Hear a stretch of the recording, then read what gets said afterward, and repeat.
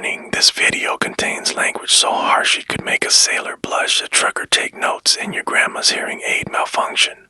Viewer discretion and possibly earmuffs is advised. Do you know what it takes to be a Freemason in the 21st century? Or are you already a Mason? Either way, join me as I reveal the inner workings of this ancient brotherhood and share some of my first-hand experiences from inspiration to enlightenment. Let's go.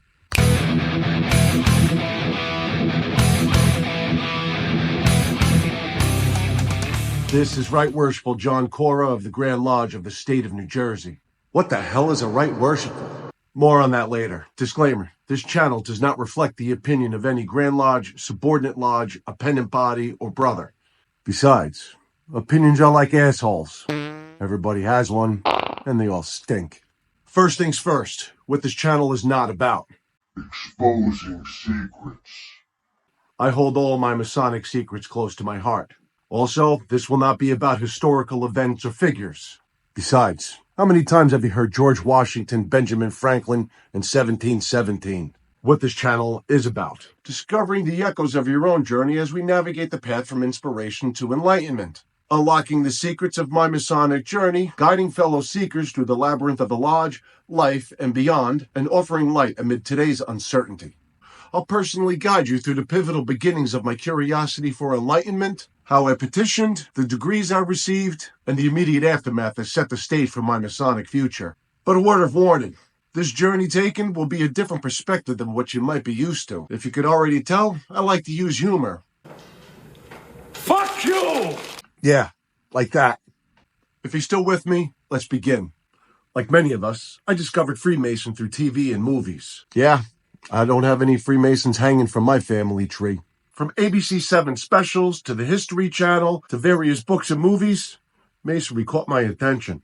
Freemasonry appeared like this mystical impossibility that was designed for and by elitists. And the shit I saw on TV pretty much upheld that view. And you can't join the Stonecutters because it's too exclusive. And back then, we were told that TV rots our brains. Shit, you kids with the Google and the iPhones and the PCs and FaceTime and all that other shit. If you think we're fucked? But then sometime in my early 30s, I saw a bumper sticker.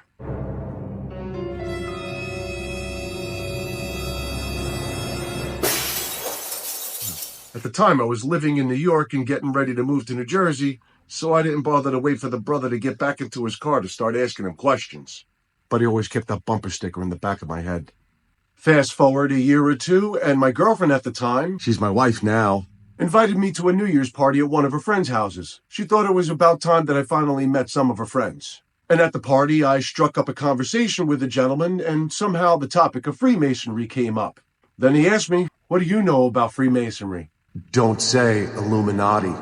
I do remember telling him I'd like to be one. I recall the bumper sticker and confessed that I actually did not know any Freemasons. To which he said, "You do now," and shook my hand.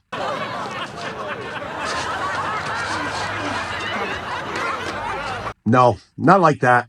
And I thought to myself, cool. But I didn't pursue it that night. After all, it was New Year's Eve and I still wasn't living in the area. I said to myself, "Self, wait until you establish yourself here." That took another one eternity later. Come May of 2011, I petitioned my local lodge. For those of you who don't know, a petition is a document used in Freemasonry to formally request membership into a lodge. Little did I know at the time, lodges go dark during the summer. When a lodge goes dark, it means they do not have any meetings. And then I thought to myself, fuck, I still gotta wait? Many months later. Come mid-September, I received a phone call and a letter from the lodge stating that my petition had been favorably voted upon and that they would be sending 3 brothers to my house for a formal investigation. Fuck, I'm not getting in. What?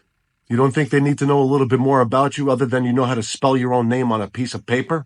3 brothers visited my house looking very official, dressed in suits and name badges, and quite frankly, they scared the ever-living shit out of me. They looked more like feds than brothers representing a fraternity. At the time, they just said, "Relax, this is part of the process, there's nothing for you to worry about." They wanted to know a little bit more about me, my family, and how I support them.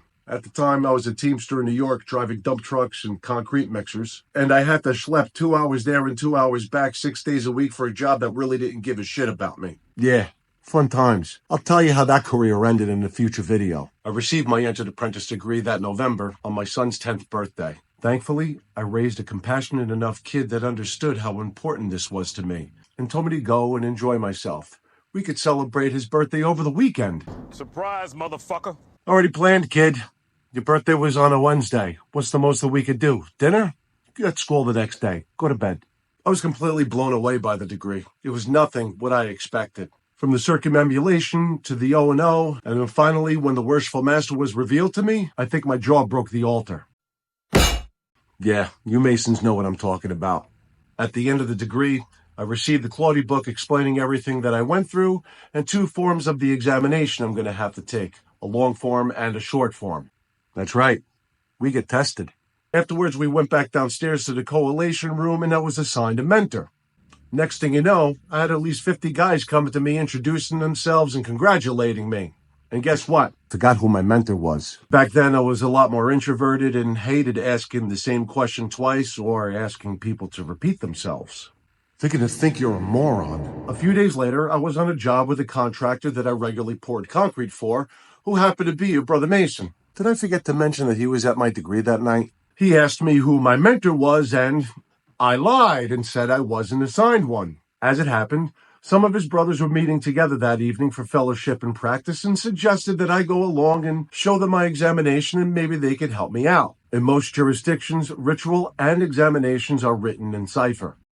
This is the Zodiac speaking. I show up and introduce myself, and the brethren asked to see my cipher, and they pretty much all at the same time said, What the hell does this say? They assured me that despite the minor differences across Masonic jurisdictions, that the core of the craft remains the same. So as they tried to figure out what the cipher was saying, they asked me if I remember any of the dialogue that happened during the degree. Remarkably, I did remember the ritual that went on during the degree. From there, they started figuring it all out, word for word, and within a few hours, together, we nailed it. 2 weeks later. I show up to the next meeting, fully prepared to be examined, and I kind of surprised everybody when they said I'd never reached out to my mentor, Jimmy. Ah, Jimmy! That was his name! I explained how I learned the exam, and they summoned over Right Worshipful Michael. More on him in another video. That man was very, very dear to me. Right Worshipful Mike pulled me aside and tested me quietly. Impressed, he took me upstairs to the meeting, and he made me do it in front of the whole lodge, and I aced it. Oh, yeah! Come on, homie! After the degree, I was informed that before proceeding further, it would be necessary for me to wait until the end of installation season to receive my next degree. Installation season? It's a fucked up name for Christmas and New Year's. A Masonic installation of officers is a ceremony within Freemasonry that formally installs the officers into the new stations and places. January rolls around, I attend the next meeting, and notice that there's a different man sitting in as Worshipful Master. Now I'm confused. I was then informed that my fellow craft degree was scheduled for the following meeting. It worked out perfectly because my wife is expecting, but not until mid-February. Nope, you're wrong. My daughter was born the Monday right before the degree. That Wednesday, we get home from the hospital. My daughter's sleeping. I go upstairs, take a shower, and put my suit on. I come back downstairs, to which my wife turns around and says, "Where the hell do you think you're going?" And I said I was going to the lodge, that they were holding a degree for me that night, and I had to be there. With everything that was going on with the baby, I forgot to tell them. I think I also forgot to tell my wife that somebody else was going through the degrees at the same time, so either way, they were still going to do it. After a short debate, I explained to my wife that I'll only be gone for a few hours, and as soon as it's over, I'll be home. To which she said, "Fine. Go. Have fun."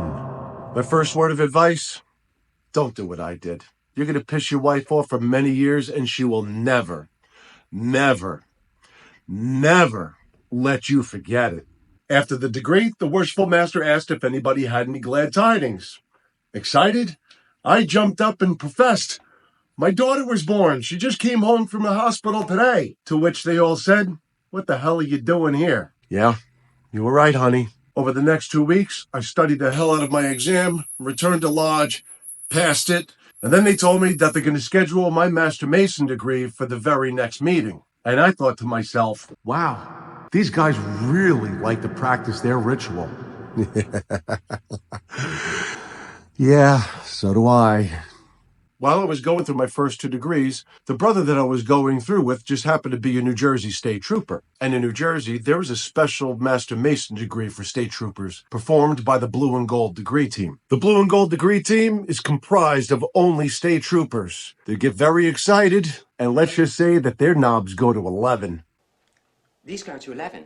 In New Jersey, the Master Mason exam is short form and doesn't contain certain things. Again, 2 weeks later, Right Worshipful Mike proctored my exam, and seeing that I was doing so well, he decided to have a little bit of fun with me.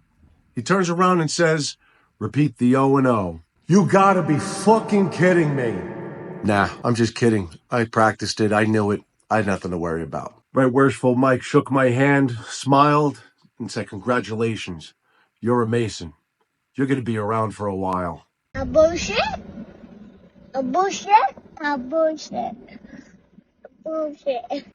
Not exactly. If you want to find out what happened next, stick around and watch the next video. Peace, brothers.